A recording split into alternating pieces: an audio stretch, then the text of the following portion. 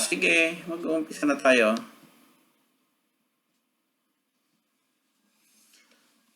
Okay, magandang umaga sa bawat isa dito sa mga taga Abu Dhabi at maging sa ating mga kasama sa Pilipinas, sa Divine Word of God Christian Church.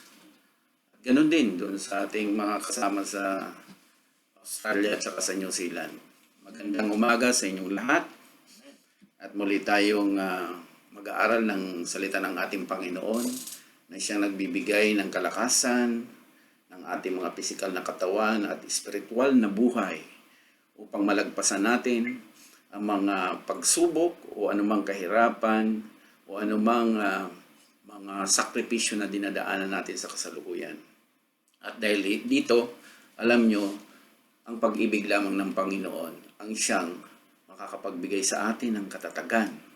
Kumbaga sa isang mag-asawa, kahit anong paghihirap ang dinaranas nila, ando doon ang pag-ibig ang siya nagbubuklod sa kanila na nagtatagumpay sila sa kanilang mga hinaharap sa araw-araw. So ganun din ang pagtatagumpay natin bilang tagapagsunod sa ating Panginoong Jesus. Kaya tayo po ay binigyan niya ng kalakasan at karunungan para magtagumpay tayo sa buhay sa araw-araw. Bago po tayo pumunta ay kailangan manalangin po tayo ng maiksi lamang para sa ating pag-aaral ng salita ng Panginoon. Amang banal, purihin ka sa mga oras na ito. Kami po ay dumadako sa iyong harapan at humihingi ng kapatawaran sa aming mga pagkukulang, mga nagawang kasalanan, sinadya man o hindi sinasadya. At patuloy namin inaangkin ang pagbabasbas mo na maging karapat-dapat kami sa iyo at hindi lang sa oras na ito kundi sa mga araw na darating pa. At patuloy namin inaangkin ang katagumpayan ng banal mong Espiritu na siya pong maghari sa aming mga buhay. Binabalik po namin ang kapurihan sa pangalan ni Jesus. Amen. So awitin natin ang isang magandang awit.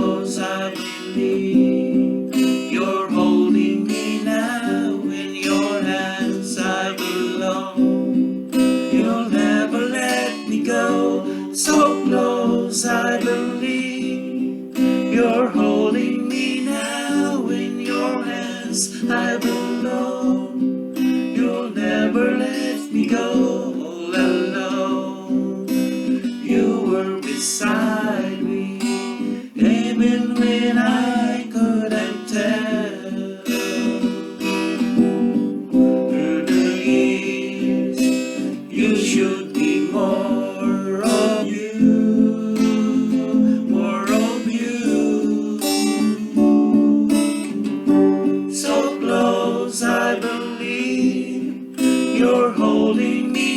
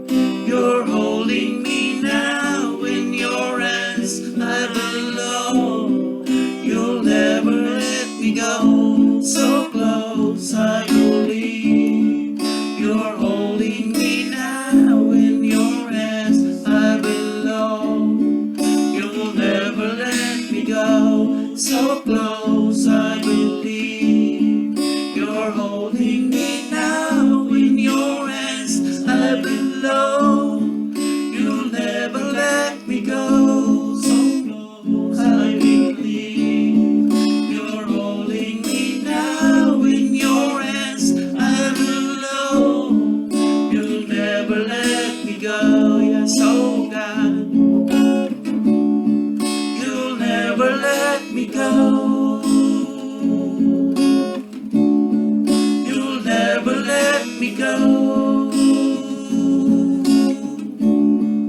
You'll never let me go. Yes, hallelujah, Lord. We thank you, Lord. Dahil sa pag-ibig mo, Panginoon, hindi mo kami pababayaan. Hindi mo kami iwanan magpakailanman. Binabalik namin ang kapurihan sa iyo lamang sa pangalan ng Panginoong Jesus. Amen. Hallelujah. So po, buksan po natin ang ating mga Biblia sa book ng Roma, chapter 8, verse 18 to 39. Book of Romans or Roma, chapter 8, verse 18 to 39. Babasahin ko na po. Para sa akin, ang mga paghihirap sa buhay na ito ay hindi maihahambing sa napakagandang kalagayan na mapapasa atin balang araw. Maging ang buong nilikha ay sabik na naghihintay na ihayag ng Diyos ang mga anak niya. Sapagkat ang lahat ng nilikha ng Diyos ay hindi nakaabot sa layunin para sa kanila.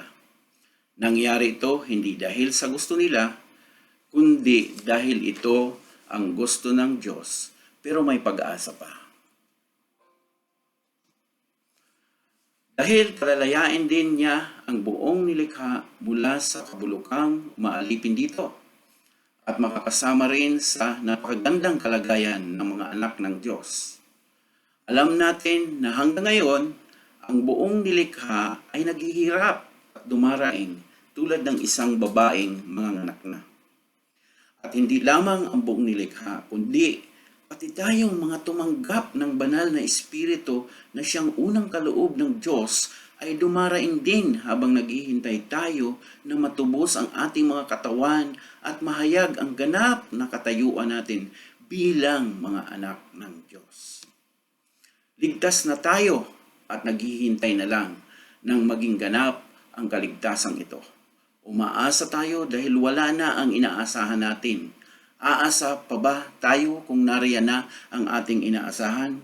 Pero kung ang inaasahan natin wala pa, maghihintay tayo ng may pagtatiga. Tinutulungan tayo ng banal na espiritu sa kahinaan natin.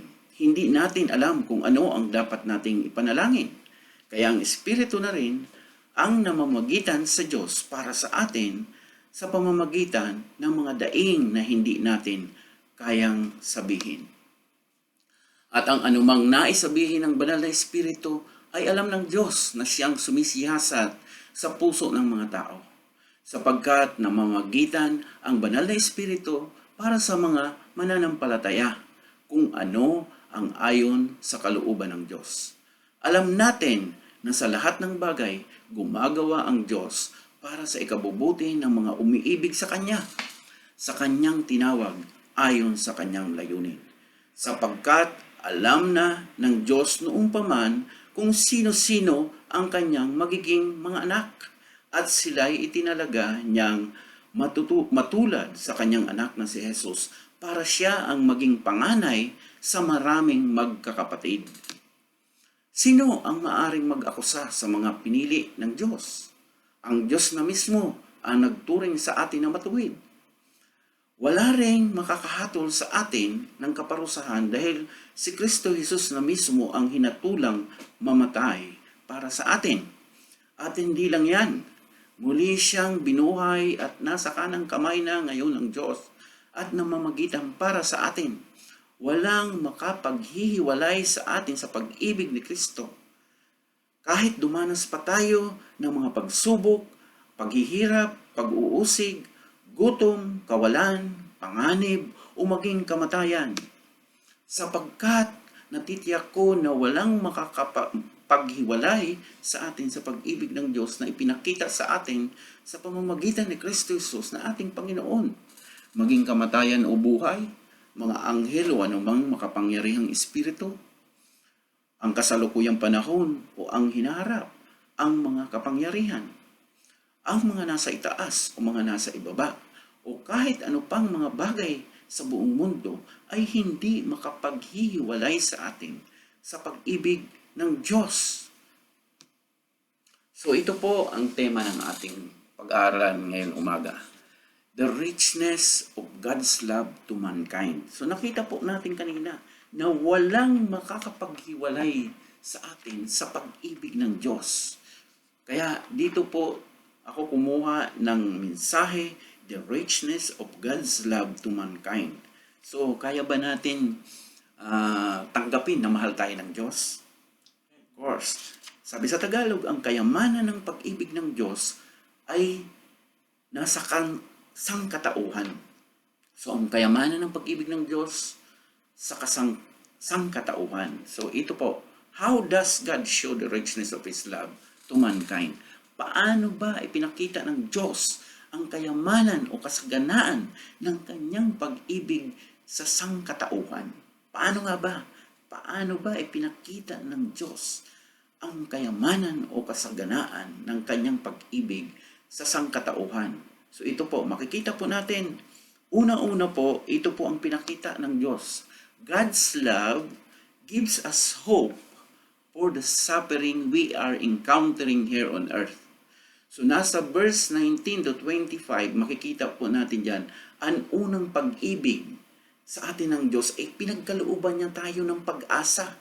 Ito po, God's love gives us hope for the suffering we are encountering here on earth. So sa Tagalog, ang pag-ibig ng Diyos ay nagbibigay sa atin ng pag-asa sa mga kahirapan na nararanasan natin dito sa lupa. So ito, ang pag-asa, ang siyang nagbibigay sa atin ng kalakasan, physical or spiritual strength. Dahil sa pag-asa na yan, kahit nakakasagupa tayo, nakakarap tayo ng mga paghihirap sa buhay, ito po'y napagtatagumpayan natin dahil sa pag-asa, sa hope na binibigay sa atin ng Panginoon. Yung pag-asa na yan, na tayo ay doon umaasa sa Kanya. So makikita po natin, how God's love gives us hope. Una-una po sa lahat, paano tayo binigyan ng pag-asa? Dahil po sa pag-ibig ng Panginoon, kung tayo po ay umiibig din sa Kanya, yung pag-asa nandiyan yan lagi. At una-una, kasi ang laman ng sanlibutan, alam mo, sa lahat na ating mga nagagawa, yung kasalanan, dito po nagkakaroon ng kahirapan. First, because of sin, we know that the whole creation, even those who have the Spirit of God, has been groaning as in the pains of childbirth, right up to the present time. Kumbaga, alam natin na hanggang ngayon, ang buong nilikha ay naghihirap at dumaraing tulad ng isang babaeng manganganak na. So, hindi po tayo exempted yan. Kahit na yung may espiritu pa ng Diyos, kahit na Kristiyano, ay doon kasama tayo sa dinaranas ng kahirapan ng kapaligiran natin. Damay po tayo. Sa verse 23, at hindi lamang ang buong nilikha, kundi pati tayong mga tumanggap ng banal na espiritu na siyang unang kaloob ng Diyos ay dumaraing din.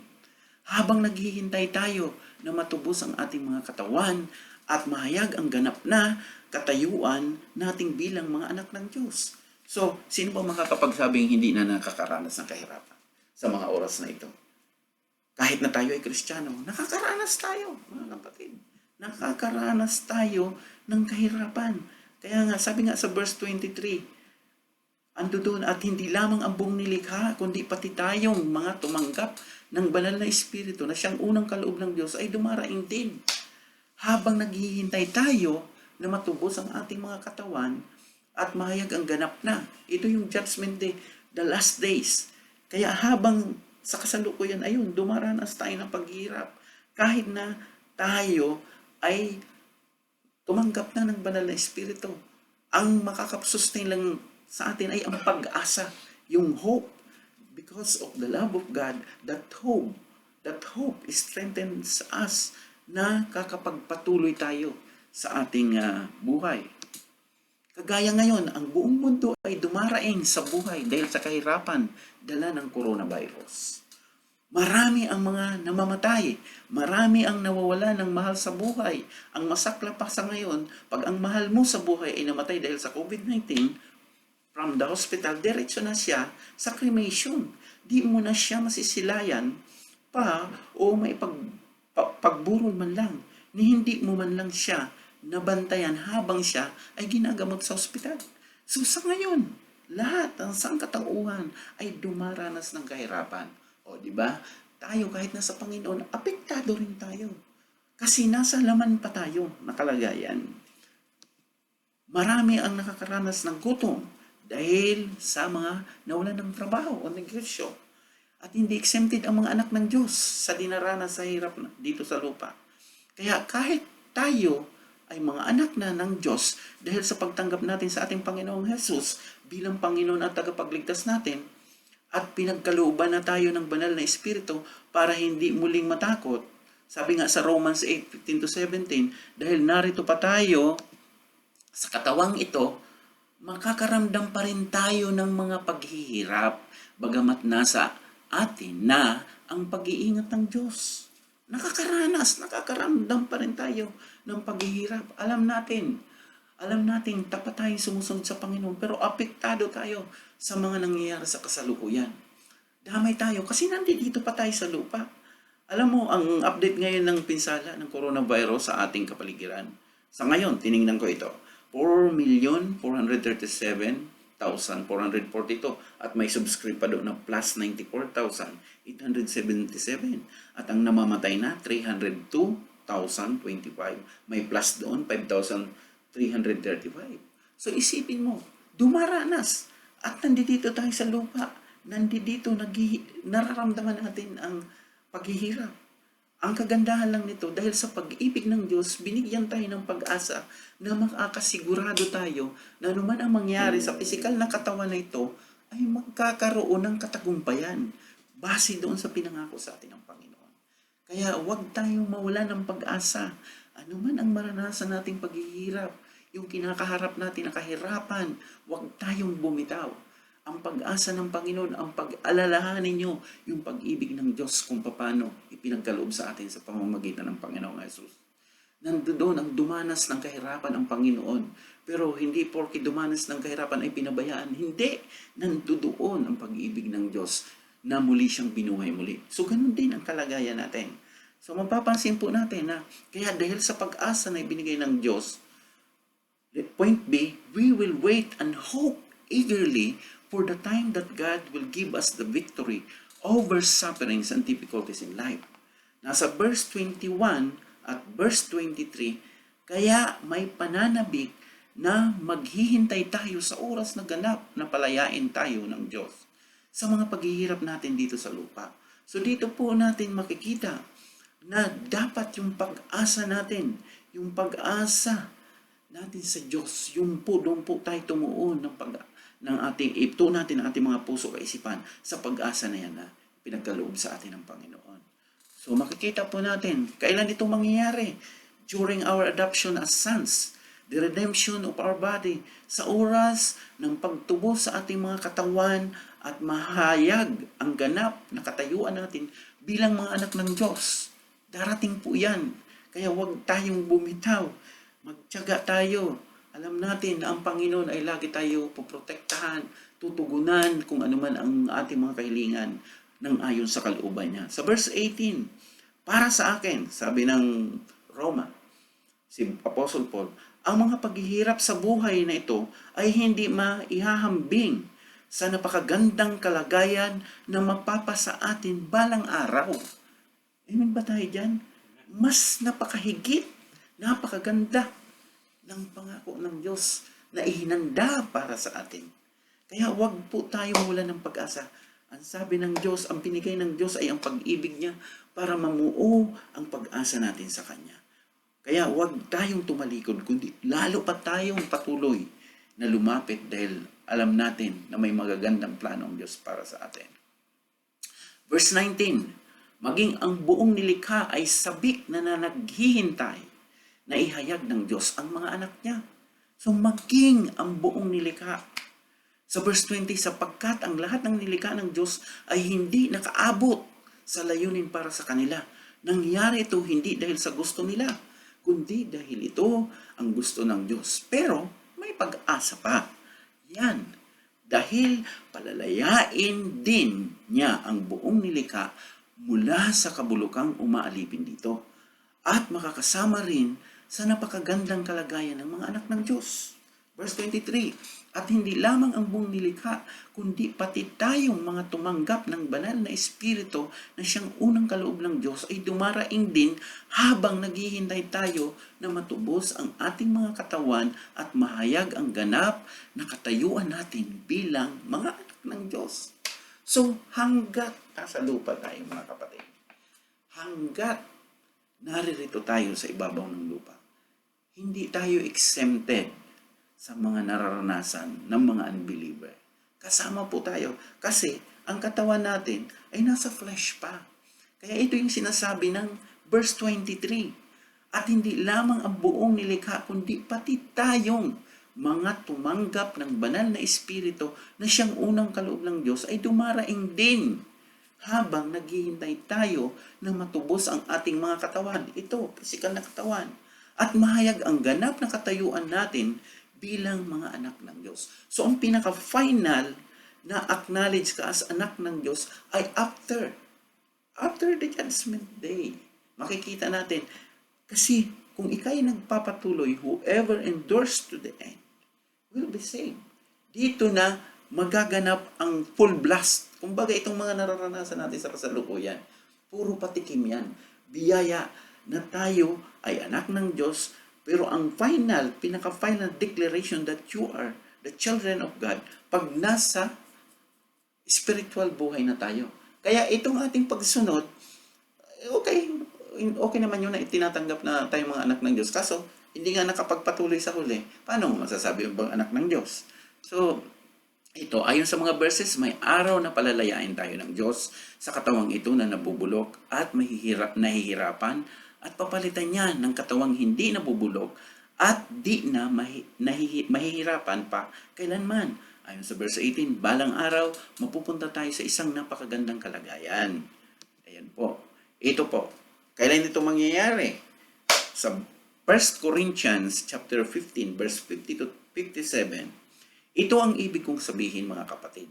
Ang binubuo ng laman at dugo ay hindi maaari makabahagi sa kaharian ng Diyos. At ang katawang nasisira ay hindi maaring magmana ng hindi nasisira. Isang hiwaga ang sinasabi ko sa inyo, hindi lahat tayo'y mamamatay, ngunit lahat tayo'y babaguhin. Verse 52, sa isang sandali, sa isang kisap mata, kasabay ng huling pag-ihip ng trompeta, sapagkat sa pagtunog ng trompeta, ang mga patay ay muling bubuhayin at di na muling mamamatay. Babaguhin tayong lahat. 53, ang ating katawang nabubulok ay mapapalitan ng hindi nabubulok at ang mga katawang namamatay ay mapapalitan ng katawang hindi namamatay. Kapag ang nabubulok ay napalitan na ng di nabubulok at ang may kamatayan ay napalitan na ng walang kamatayan, matutupad na ang sinasabi sa kasulatan. Nalupig na ang kamatayan, lubos na ang tagumpay. Nasaan o kamatayan ang iyong tagumpay? Nasaan o kamatayan ang iyong kamandang?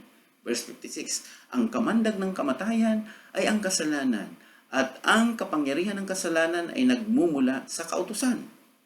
Magpasalamat tayo sa Diyos na nagbibigay sa atin ng tagumpay sa pamamagitan ng ating Panginoong Hesus. Praise God!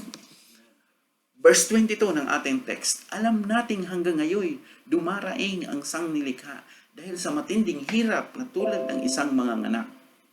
Inihantulad ang ating paghihirap dito sa lupa sa isang babaeng manganganak na. Pagkatapos na mailuwal ang bata, tapos na ang hirap. Ganon din sa atin, habang nandito pa tayo sa lupa, magdaranas tayo ng hirap. Pero pag dumating na ang ating tagapagligtas para ganapin ang ating pagiging anak ng Diyos, ang kahirapan ay mapapalitan ng kasiyahan. Walang hanggang kasiyahan sa piling ng Diyos sa langit. Praise God. So point C, we will wait and hope patiently. Dapat andoon yung pagtsatsaga natin for our adoption to sonship, the redemption of our body. Tayo, sa verse 24, 25, tayo ay may pagtatyaga na maghihintay sa katubusan ng ating mga katawan at mahayag ang ganap na katayuan natin bilang mga anak ng Diyos. Ito yung sinasabi ko kanina, na nag-aantay pa tayo bilang ganap na ang katayuan natin sa piling ng Diyos. So, wait patiently. Hope patiently. Mag-antay po tayo. Huwag tayong pabago-bago ng ating isip na minsan pag nakakaharap tayo ng mga pagsubok, nahihirapan itong physical na katawan, parang ingat na ingat tayo dito sa physical na katawan na ito, na alam natin, ito po'y maiiwan dito sa lupa. Subalit, kung tayo naman ay sumusunod sa Panginoon, iingatan pati physical natin. Pero more importantly, ang gusto ng Panginoon, ang concern ng Panginoon ay sa kaluluwa natin. Kasi ito ang gusto niyang makasama niya sa kanyang kaharian. So sa verse 24, ang sabi nga dito, verse 20, sabihin natin muna, 24 and 25, tayo ay may pagtsatsaga na naghihintay sa katubusan ng ating mga katawan at mahayag ang ganap na katayuan natin bilang mga anak ng Diyos. Sa verse 24, naligtas tayo dahil sa pag-asang ito.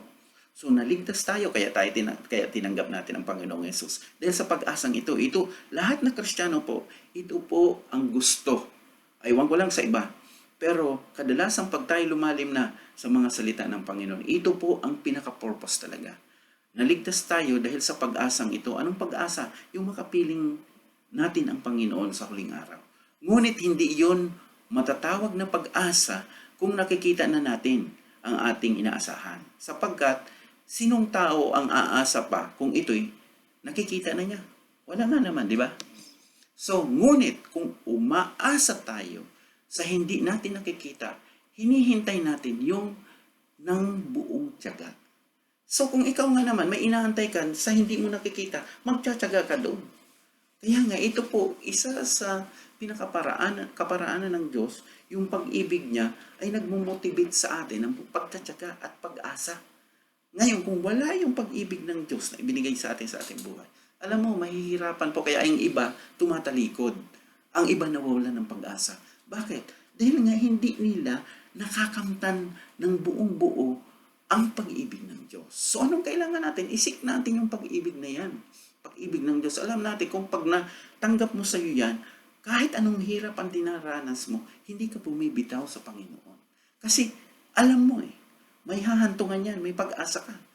So habang tayo ay naghihintay ng may pagtatyaga, ano ang ating mga dapat na ginagawa? So mayroon po doon example sa Matthew 24, verse 45 to 51, yung istorya na kung yung tapat at hindi tapat. So basahin nyo na lang yan kasi dumadami ng text ko dito sa iba't ibang illustration. So yan po ang tungkol yan sa mga taong tapat at sa mga taong hindi tapat nung iniwan sa kanilang responsibilidad. So, nasa point 2 na tayo.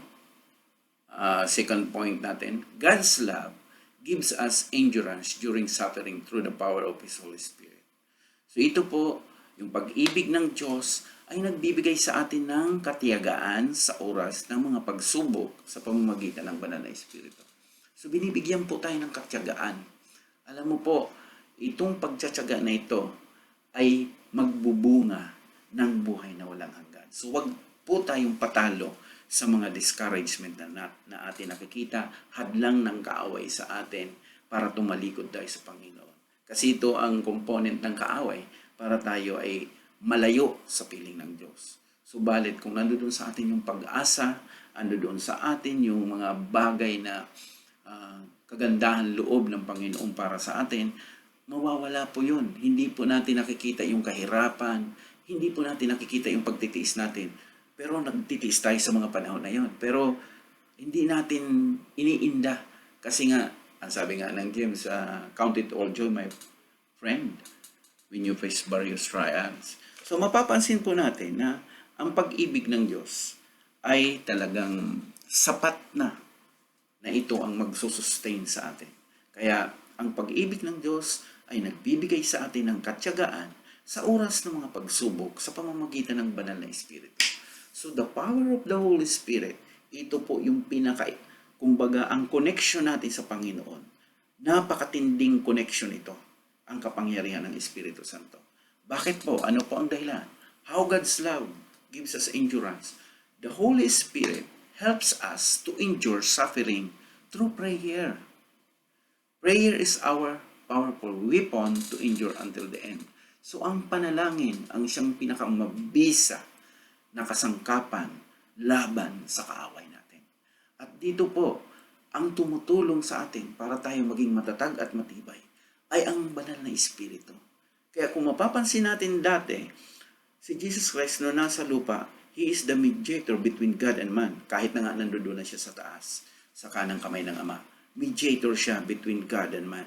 Ngayon, ito naman, mediator between physically sa atin through the Father, through the Holy Spirit. Kaya in replacement of our Lord Jesus Christ, dito sa lupa, ipinalit yung kapangyarihan ng Espiritu Santo. Though kasama, the Trinity is working in us. So mapapansin po natin sa verse 26, tinutulungan tayo ng banal na Espiritu sa kahinaan natin. So ito nagbibigay ng lakas, tibay.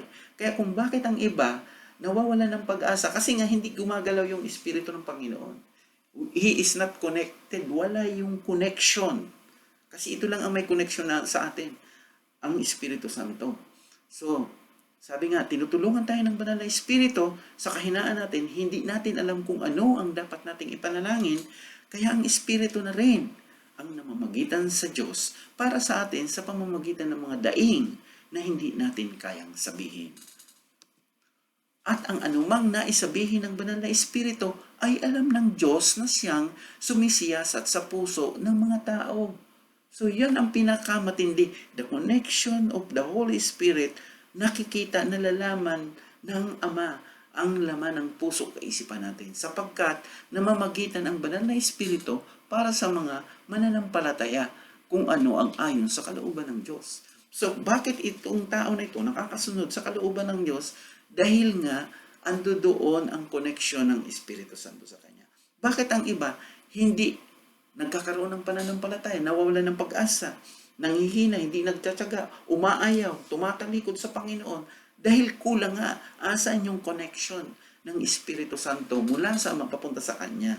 So dapat, dito po natin, dahil sa pag-ibig na yan, tingnan mo, ang pag-ibig ng Panginoon, kumpleto yan. May kasama na tiyaga, kasama yung pag-asa, at ang kasangkapan ng pag-ibig niya ay doon ang gabay ng Espiritu Santo. Ang kasangkapan ng pag-ibig niya ay yung ibinigay niya ang Panginoong Hesus para sa atin. Na He is the mediator between God and man, ganun din si Holy Spirit. So sa verse 28, alam natin na sa lahat ng bagay, gumagawa ang Diyos para sa ikabubuti ng mga umiibig sa Kanya na Kanyang tinawag ayon sa Kanyang layunin. Ito na naman. Kaya gumagawa ang Diyos lamang doon sa mga tao na umiibig din sa Kanya. Kung hindi umiibig ang tao, makakakilos ba ang Holy Spirit doon?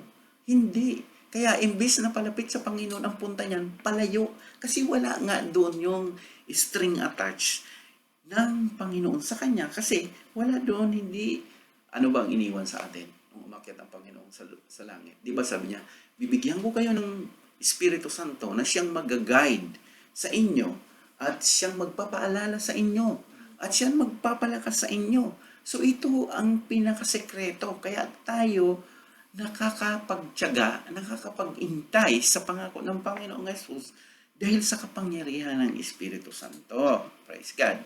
Mayroon tayong kaaway na gusto tayong pigilan para hindi tayo magpatuloy sa pagsunod sa Diyos. Nariyan, bibigyan tayo ng mga discouragement sa buhay, katamaran, sakit at karamdaman, mga kabiguan sa buhay, at marami pang iba. Pero dahil sa mayaman, masagana ang pag-ibig ng Diyos sa atin, alam niya ang ating mga kahinaan.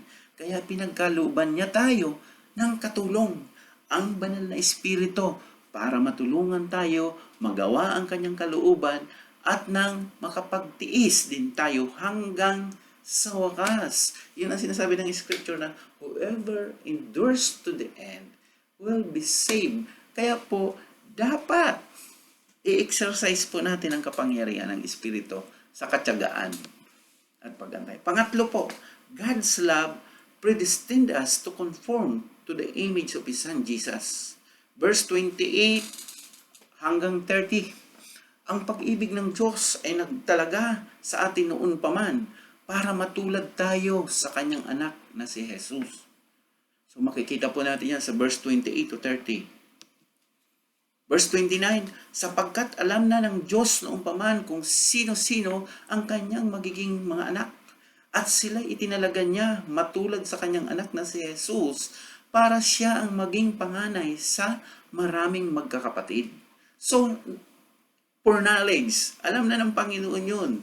Kaya magtataka tayo kahit na isinusubok, kahit na natin yung tao na yun, yinayakag na, minsan ayaw talaga. Hindi ba kaya pinili? Pero ang kailangan doon, kaya nga, alam mo naman ang Panginoon, kahit na napansin natin sa mga Israelita, yung dumating yung isang hintil, ando doon, na nagulat ang Panginoon dahil sa katapatan at sa pananampalataya ng babae na kinakain daw, sabi niya, kahit ang aso ay kinakain din yung laglag na mumog sa harapan ng kanyang master. So dito nakita natin kung gaano, kung tayo man ay parang katulad noon, dahil sa ating pagsunod, ando doon, pinili tayo ng Panginoon. Kaya nga, ang mga taong pinili ng Diyos, sa verse 30, noong una pa ay tinawag niya para maging kanyang mga anak. At ang mga tinawag niya ay itinuring niyang matuwid. So makikita natin dito ang process nito. Hindi isa matuwid na kaagad. There is a process na para maging matuwid ka. Kaya doon kanina sa sinabi ko, sa final judgment, nandoon sila kasi nangyari na ito, matuwid. Kumbaga, sumunod sa kalooban ng Panginoon. At ang itinuturing niyang matuwid ay binigyan niya ng karangalan. Yun na yun na adoption, yung sa huling araw. Na sigurado nandoon siya. Yun ang karangalan ng isang tao. So, how God's love predestined us to conform the image of His Son Jesus. Because of the foreknowledge of God, He predestined us to conform to the image of His Son Jesus. Dahil sa pagka-all-knowing ng Diyos, noong pa man ay tinilagan na niya tayo para maging katulad ng Panginoong Jesus. Ito yung sinabi ni Paul na imitate me as I imitate Christ. So, yun talaga. Hindi man tayo magkakapare-pareho ng mukha, pero yung layunin ng Panginoon sa atin ay halos iisa na masumpungan natin ang kaharian niya. Yun ang purpose doon. So, sa ilalim po noon, makita natin sa una, to those whom He predestined, He called. Yan ang sa verse 30. Sa mga pinili niya, nung una pa, ay tinawag niya. Foreknowledge, before the creation, or the creation of this world, ando doon na. To those whom He called, He justified. Kaya nga, kung tayo tinawag through the preaching of the gospel, tayo po ay binumuld tayo para maging matuwid. Hindi yung tinawag ka, doon na matuwid ka na ba? Glorified ka? Hindi. Ang doon, there is a long process. Kaya nga, sa huling kahulihan, doon mo palang matatanggap ang He glorified us. Yun ang To those whom He predestined, He called. Verse 30. Sa mga pinili niya, nung una pa ay tinawag niya. To those whom He called, He justified. So itong justified, yung pagiging matuwid ng isang tao na tinawag niya, ando doon ang proseso. Katulad ngayon, nasusubok tayo kung magiging matuwid ba tayo sa gitna ng kahirapan, sa gitna ng ating mga naranasan. Tapat ka pa rin ba sa Panginoon? Matuwid ka pa rin ba sa Panginoon? O ayaw mo na? O tumatalikod ka na? So dito, nakikita natin na to those whom He called, He justified. Sa mga tinatawag, itinuturing niyang matuwid. To those whom He justified, He glorified. Sa mga itinuturing niyang matuwid, ay binibigyan niya ng karangalan. So, sabihin na natin, baka mamaya magtatanong iba, kung matuwid ka na sa lupa dito, ibig sabihin hindi pa yon. Sa lupa, mayroon din, igagrant sa iyo ang Panginoon. Kaya nga mayroong earthly blessing din na binibigay ang Panginoon sa atin. Pero, ang usapan dito, sa pagpapatuloy mo, sa wakas, makakamtan mo ba yung glorification na nandoon sa piling ng Diyos? Kaya, ando doon, makikita po natin na doon sa una nga, sabi ko nga, yung God's love, He gives us hope.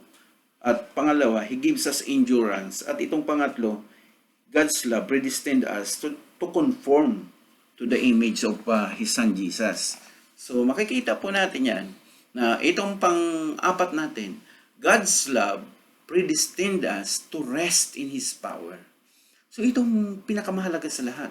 Sa verse 31 to 39, ang pag-ibig ng Diyos ay nagtatalaga sa atin noong paman na mamahinga tayo sa Kanyang kapangyarihan. Bakit kamo? Ando doon yung may kapahingahan. Sabi ng ating Panginoong Jesus, nung nasa lupa pa, come to me. Lumapit kayo, kayong mga napapagal. At bibigyan ko kayo ng kapahingahan.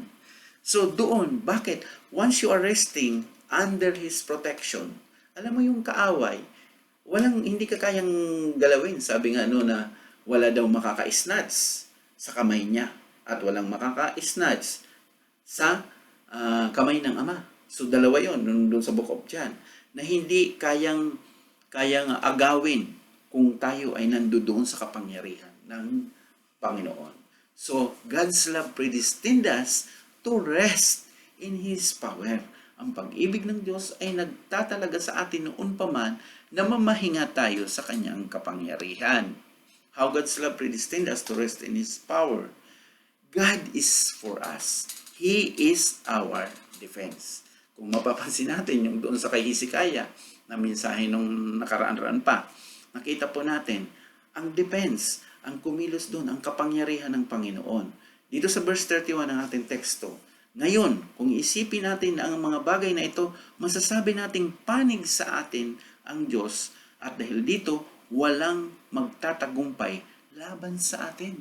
Kaya, akusahan ka man ng kung sino-sino dyan, kung tama ka sa harapan ng Diyos, ay kawawa lang yung nag-akusa sa iyo. Kasi ang protection mo ay ang God's power, kapangyarihan ng Diyos.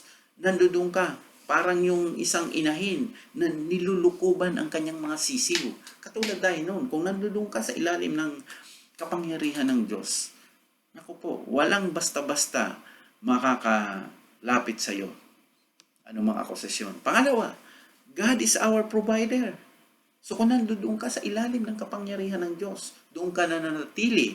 Sabi sa verse 32, kung ang sarili niyang anak ay hindi niya ipinagkait sa halip, ay ibinigay niya para sa atin. Tiyak na ibibigay din niya sa atin ang lahat ng bagay. Provided, nabibless sa iyo ang Panginoon, sumusunod ka ayon sa kalooban niya. Hindi naman na kahit hindi ka sumusunod, ibibigay pa rin sa iyo. So, doon lang sa taong tapat na sumusunod sa kanyang kalooban, mararanasan mo ito na ipoprovide ng Panginoon yung mga pangangailangan mo. Kasi nga ando yung pagmamahal niya sa iyo. The love of God, the richness, yung kasaganaan ng kanyang pag-ibig. Kaya tinuturuan tayo para humandong tayo sa matuwid at marunong tayo magpasakop doon sa kapangyarihan niya. Kaya sabi ko nga kanina, doon dapat mamahinga tayo doon sa ilalim ng kapangyarihan ng Diyos. At makikita natin ang katagumpayan. So, point C, God is our justifier. Sabi sa verse 33, sino ang maaring mag-akusa sa mga pinili ng Diyos? Ang Diyos na mismo ang nagturing sa atin na matuwid. Matuwid tayo. Why? Because we remain under His power at nakakasunod tayo. Kumbaga, nandoon na ang purification sa atin para tayo ay maging matuwid. Kaya, andoon ang haba ng proseso para ka maging mature sa harapan ng Panginoon. Kaya makikita natin, yung medyo lalampa-lampa pa, kailangan pa ng maraming pagmumold sa kanya ng Panginoon hanggat sa nandoon na humantong na sa pagiging matuwid na kahit hindi mo na pagsabihan, nagkukusa na sila kasi alam nila ang pangako kalooban ng Diyos. Sa D, Christ is our intercessor. So verse 34, wala ring makakahatol sa atin ng kaparusahan dahil si Kristo Jesus na mismo ang hinatulang mamatay para sa atin. At hindi lang iyan, muli siyang binuhay at nasa kanang kamay na ngayon ng Diyos at namamagitan para sa atin. So wala nang makakahatol sa iyo. Huwag na naman natin iliteral to kasi mamaya ibig sabihin kami pala hindi nahatol. Ang tanong, sumusunod ka ba sa kalooban ng Diyos? Nagpapatuloy ka ba sa pagpapasakop sa kapangyarihan niya? So, talaga naman, you are protected by God. At makikita mo yun na ang isang tao na patuloy na nananahan sa piling ng Panginoong Yesus, ay nakikita mo naman, andun ang pagtsatsaga, andun ang pag-asa niya, hindi siya natitinag kahit hadlangan ng kaaway, hindi siya umaayaw, patuloy pa rin. Kahit magbago ang sitwasyon ng kapaligiran, andun pa rin siya, nananatili sa Panginoon. Yun ang ibig kong sinasabihin, nananatili sa kapangyarihan ng Diyos. Kaya, kung gusto natin maranasan ang kapangyarihan niya, sumunod tayo sa kalooban na ipinagkaloob sa atin ng Panginoon. Sa Christ loves us. Ito yung 35 to 39. Walang makakapaghiwalay sa atin sa pag-ibig ni Kristo. Dapat ganito tayong mga Kristiyano. Kahit dumanas pa tayo ng mga pagsubok, paghihirap, pag-uusig, gutom, kawalan, panganib, o maging kamatayan. Gaya nga ng sinabi sa kasulatan, alang-alang sa iyo, palaging nasa panganib ang aming buhay para kami mga tupang kakatayin. Pero kahit ganito ang kalagayan natin, kayang-kaya nating pagtagumpayan ito sa tulong ni Kristo na nagmamahal sa atin. So, totoo yun, na kahit ano pa ang kinakaharap, yung sinasabi dito sa text na ito, kaya nating mapagtagumpayan yan dahil ang Panginoong Jesus nasa atin. We are resting under His power. So, kaya tayong proteksyonan ng Panginoon. Kaya lang, hindi nangyayari sa atin yan kasi lumalabas tayo sa proteksyon ng Panginoon. Sa under God's power, lumalabas tayo. Nagsasarili tayo. Hindi natin sinusunod ang kagustuhan ng Panginoon. Ang sinusunod natin ang kagustuhan natin mismo. Kaya tayo napapahamak. Sabi sa verse 38 to 39, sapagkat natitiyak ko na walang makakapaghiwalay sa atin sa pag-ibig ng Diyos na ipinakita sa atin sa pamamagitan ni Kristo Jesus na ating Panginoon. Maging kamatayan o buhay, mga anghel o anumang makapangyarihang espiritu, ang kasalukuyang panahon o ang hinaharap, ang mga kapangyarihan, ang mga nasa itaas o mga nasa ibaba, o kahit ano pang mga bagay sa buong mundo ay hindi makakapaghiwalay sa atin sa pag-ibig ng Diyos. So dito makikita sa sitwasyon, katulad sa sitwasyon ngayon, nagkaroon tayo ng COVID-19. Dito makikita kung nasa iyo talaga ang pag-ibig ng Diyos. Kasi dito makikita kung ikay hihiwalay. Kasi ang sinabi dito, o kahit ano pang mga bagay sa buong mundo ay hindi makapaghihiwalay sa atin sa pag-ibig ng Diyos. So ngayon, ang responsibility na ito ay nasa atin. Na dapat yung pag-ibig ng Diyos na binigay sa atin na napakahalaga sa pamamagitan ni Kristo, binigay niya ang bugtong niyang anak para sa kaligtasan natin. Dapat naman, ibalik natin yung pag-ibig natin na sumampalataya tayo doon. Yung ibalik natin ang pag-ibig na binigay ng Diyos sa atin.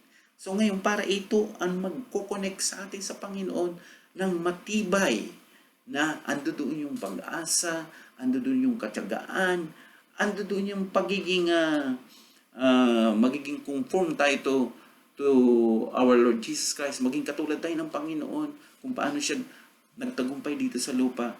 At ganoon din, mapapansin din po natin na nandoon din sa atin na ang image ng Panginoon, kumbaga hindi man tayo eksakto kaparehas ng mukha, pero yung mga ginagawa ng Panginoon sa pagtsatsaga, sa pagsunod habang siya nandito sa lupa, ay makakamtan din natin kung gagawin din natin yung ginawa niya, kung paano siya naging tapat na sumunod sa kanyang sa God the Father. So mapapansin po natin na kahit ano pang mga bagay sa buong mundo ay hindi makakapaghiwalay sa atin sa pag-ibig ng Diyos. So ito po, sinabi sa Scripture. So, kung may duda tayo sa sarili natin, bakit minsan ako nahihiwalay? Dahil na parang wala naman ang pag-ibig ng Diyos. So, hindi mo nararamdaman ang pag-ibig ng Diyos kasi ang ginagawa mo, hindi mahalaga sa iyo ang Diyos sa iyong buhay. Kasi kung mahalaga sa iyo ang Diyos sa buhay mo, mararamdaman mo, hindi ka talaga mahihiwalay doon. Parang mag-asawa yan eh. Ganito yon. Kung mahal mo yung asawa mo, hindi kayo maghihiwalay. Kung mahal ka rin ng asawa mo, hindi kayo maghihiwalay. Ang nagbubuklod dyan yung pag-ibig sa isa't isa. Kahit na gaanong kahirapan ang kinakaharap nila sa buhay, nagtatagumpay sila kasi nagtutulungan sila dahil andun ang pag-ibig sa isa't isa. Ngayon tayo, ganun din. Kung ang pag-ibig din natin sa Panginoon ay wala, ang inaantay lang natin lagi ang pag-ibig ng Diyos sa atin, ay magkakaroon talaga, mawawalay ka, mahihiwalay ka. Pero dito mismo, sinabi na ng Scripture na kahit anong pang bagay sa buong mundo ay hindi makakapaghiwalay sa atin sa pag-ibig ng Diyos. Anong ibig sabihin nito? Mas prioridad kasi sa iyo ang Panginoon, ang kahalagahan ng kaligtasan mo kumpara sa mga bagay na ino-offer sa iyo sa sanlibutan. Alam natin, kailangan natin yan sa pang-araw-araw nating kabuhayan. Pero kung nakikita naman natin, kasi mayroon tayong conviction sa kapangyarihan ng Espiritu Santo, kung yan ay makakasira na sa ating relasyon sa Panginoon, sa pag-ibig natin sa Panginoon, ay mukhang ulitin mo ng ilang beses, pag-aralan mo ng maigi kung ikaw ay mapapalayo, mawawalay ka nga talaga. Pero ang sabi ng Scripture, walang makakapaghiwalay. So makita po natin, dito po tayo magtatapos. Because of the richness of God's love for us, He makes us an heirs of God and co-heirs with Christ. Nakita po natin yan. Naging tagapagmana tayo. So ang acronym ng ating ng mensahe ngayon ay heir. Kumbaga tagapagmana. So mamamana natin yung mga ipinangako sa atin ng Panginoon kung tayo po ay doon sa una, nasabi ko na ando doon ang pag-asa. God's love gives us hope. God's love gives us endurance. God's love predestined us to conform to the image of His Son Jesus. At ang pang-apat ay God's love predestined us to rest in His power. So ito po dito po tayo magtatapos sa mensahe ngayong umagang ito at tayo pong lahat ay manalangin. Purihin ka, Panginoon, sa magandang mensahe na pinagkaloob mo sa bawat isa sa amin. Pinagkaloob mo dito sa Burning Bush, pinagkaloob mo sa Divine Word of God Christian Church at sa mga kasamahan namin sa iba't ibang lugar. Lord, ang kahilingan namin na patuloy namin maalala ang kapangyarihan mo, ang Espiritu Santo, ang pag-ibig mo sa amin. Lord, samahan mo po kami lagi, lalo na dito sa mga kinakaharap namin, sa buhay namin sa araw-araw, na ang kahilingan lang namin sa iyo ang lagi kami magtagumpay, Panginoon. Tulungan at turuan mo kami kung paano pa namin malagpasan ang mga pagsubok na ito. Lord, ganun din itong kinakaharap namin, gawa nitong COVID-19. Lord, alam namin na ikaw ang makapangyarihan sa lahat. Kaya mong wasakin ang espiritu ng COVID-19 ito na mawasak, Panginoon, na hindi na makapanamantala sa bawat tao. Kaya Ama, inaangkin po namin ang katagumpayan mo lagi sa aming mga buhay at ibinabalik po namin ang kapurihan nito sa pangalan ni Jesus. Amen. Praise God.